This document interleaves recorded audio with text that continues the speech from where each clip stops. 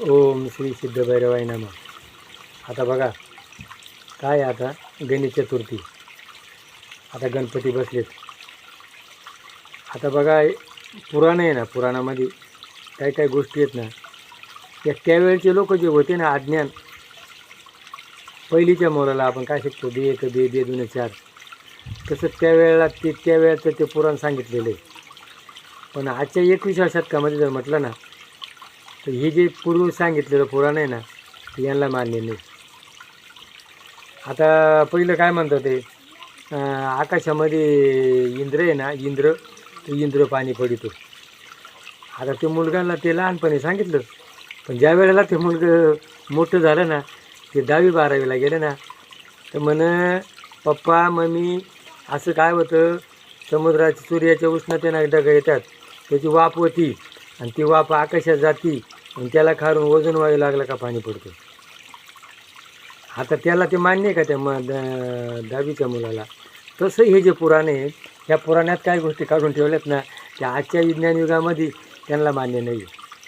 आज बघा, त्यामुळं अंधश्रद्धा जे म्हणतो ना, आता अंधश्रद्धा म्हणता येईल, त्यावेळच्या माणसाची जी बुद्धी होती त्या बुद्धींच्या मापाना त्यांनी ते लिहून ठेवलं. पण आजच्या या 21व्या शतकामध्ये ते मान्य नाही. आता गणपतीला काय केलं म्हणं, पार्वतीनं मळ काढला, त्याचा गणपती. आता एवढा अंगाला मळ चोर, ती पार्वती काय आंघोळच करत नव्हती का?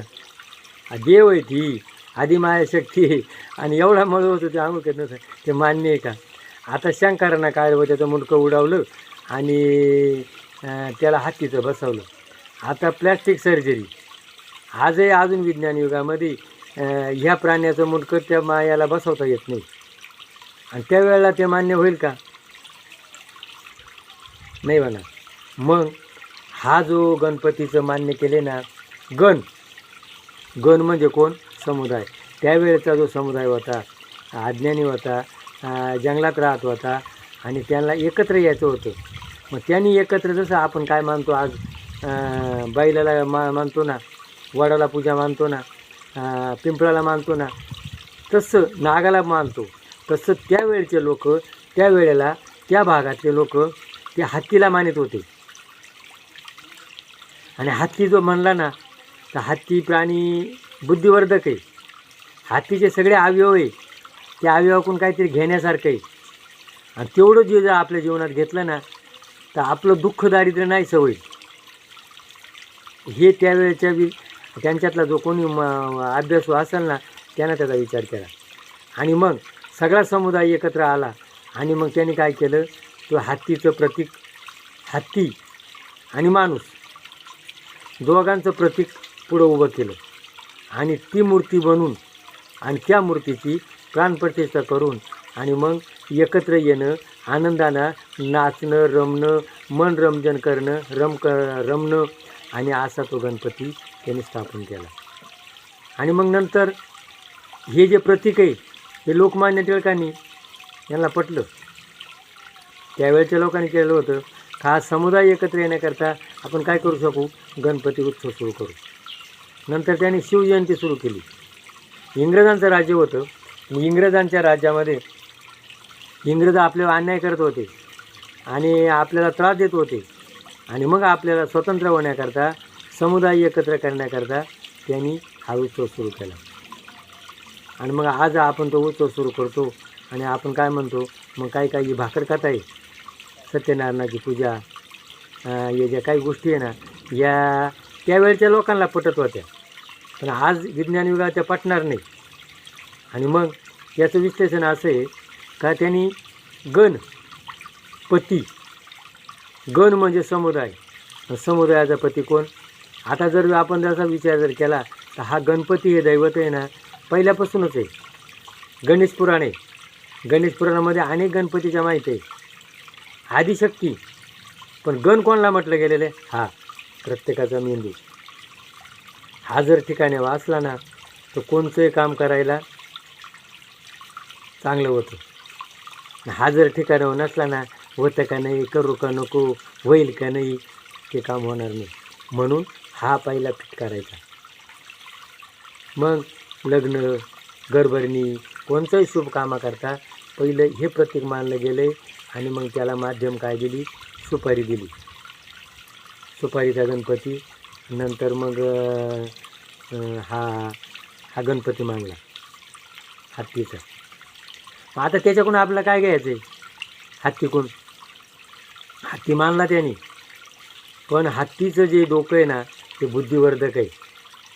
आणि त्या हत्तीच्या डोक्यानं ज्या वेळेला पूर्वी एखाद्या राजाला मुलगा नसला आणि मग तो राज्य कोणाला बसवायचा आता, मग त्याने काय करायचं, त्या हत्तीच्या गळ्यात माळ द्यायची आणि सगळे लोक गोळा करायचे. तो ज्याच्या गळ्यात माळ घालील त्याला त्या राज्याचा अधिकारी. म्हणजे हत्ती बुद्धिवर्धक आहे. हत्तीचे डोळे. आपल्याला जीवनात जगायचे, आपला कोणतरी कार्यकर्ता असतो, घरातला नेता असतो, आणि मग त्याचे डोळे सूक्ष्मदृष्टी पाहिजे. कोण काय करतो, कोणा काय केले, आपण काय करायला पाहिजे. हत्ती काय करतो, रस्त्यावर जर सुई पडेल असते ना ती माऊसच्या हातात देतो, एवढी सूक्ष्मदृष्टी असते. मग तशी आपली असली पाहिजे. सांगायचं आपल्याला काय, सुख करता म्हणजे सुख कशाला मिळेल, हे त्याचे विचार आपण घेतले तर सुख मिळेल. आणि मग त्याचे कान मोठाले आहेत हत्तीचे. हत्तीचे कान मोठाले म्हणजे हत्ती काय करतो, त्याला मुंगीचं व्याव आहे. मुंगी जर त्याच्या कानात गेली ना तो मरतो, एवढा मोठा हत्ती. म्हणून त्याचे कान सुद्धा हलके असतात. म्हणून आपले कान आपण काय करतो, नको आहे ते ऐकतो. आपण इंटरनेट बघतो, बघा इंटरनेटमध्ये खूप चांगले आहे, निमं वाईट आहे. आपण नेमकं वाईट बघतो, जीवन बरबाद करतो. मुलगी त्याच्यातून खूप काही घेण्यासारखं आहे. मी मागच्या व्हिडिओ सांगितलेलं आहे, इंटरनेट हा एक ऋषी आहे, खरंच आहे. याच्याकडून माणसाचा जीवन विकास होतो. प्रत्येक चांगली गोष्टी. आपण पूर्वी काय होतं, आपल्याला जर काय सुचत नसलं ना आपण कोणाला तरी विचारतो हे काय करावं, आणि तो काही गोष्टी खरं सांगता, काही सांगताही नव्हती. पण मग आता हा मोबाईल आहे ना गुगलमध्ये, तो अगदी एकदम खरं सांगतो. आणि मग वाईट सूप काय करतं, वाईट फेकून देतं आणि चांगलं देतं. तसं आपले चांगले विचार घ्यायचे आणि वाईट फेकून द्यायचे. त्याचे दात एक लांब एक आखुडे. माणसाची श्रद्धा, देव कशाला पावतो, श्रद्धेला पावतो. श्रद्धा पूर्ण पाहिजे, अंधश्रद्धा नको आहे, आखूड नको आहे. आता त्याचे पाय बारीक बारीक आहे. माणसाने स्वतः काम करायचं येत नसलं तरी काम करून घेतलं पाहिजे. आज काही लोक बुद्धीना, गोड बोलून, प्रेमाना दुसऱ्याकडून काम करून घेतात. आता त्याचा एक हात कसा आहे, मोदक आहे. मोद म्हणजे आनंद. जीवनामध्ये आपण कुटुंबात आहे, आपण गावात आहे, आपण परिवारात आहे, आपण आनंद दिला पाहिजे. आपण आनंद देत नाही, आपण सगळं दुःख देतो. आणि मोदक जो आहे ना, वरून खरबूड आहे पण आतमध्ये गोड आहे. तसं माणूस वरून दिसायला जरी विद्रूप असला ना, पण आतून गोड पाहिजे. त्याच्या हातामध्ये काय आहे, जास्वंदीचं लाल फूल. कशाचं आहे, क्रांती. मला काहीतरी करायचं आहे, मी काहीतरी करीन. क्रांतीचं प्रतीक आहे जीवनात. आणि मनुष्य कसं, रक्त कसं लाल आहे, माझं रक्त लाल आहे, त्याचं रक्त लाल आहे. त्याच्यात भगवंत आहे, माझ्यात भगवंत आहे, तो माझा भाऊ आहे, ती माझी बहीण आहे. माझी बहीण आहे, मी माझ्या बहिणीवर बलात्कार करेल का? आता त्याच्या हातामध्ये काय आहे, हरळी.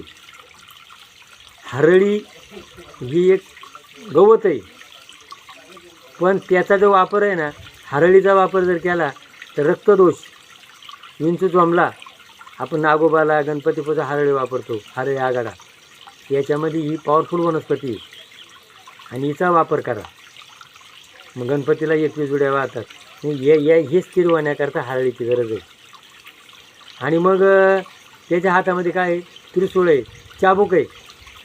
जर आपण गोड बोलतोय तो ऐकतच नाही, मग मग त्याला जशाचे तैसे व्हावे, समयाची सादर वसावे, धटाची धट, उद्धटाची उद्धट, त्याला शिक्षा केली पाहिजे.